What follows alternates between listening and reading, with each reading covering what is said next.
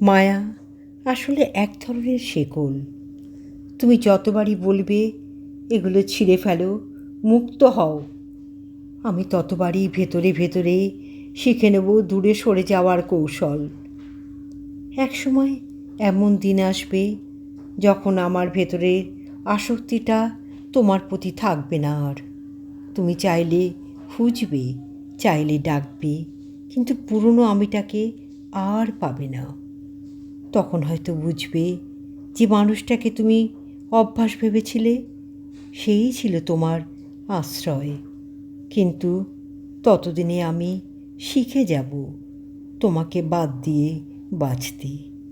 মায়া যতটা সহজে জড়িয়ে ধরে ততটাই নির্মম হয়ে একদিন মানুষকে দূরে সরিয়ে দেয়।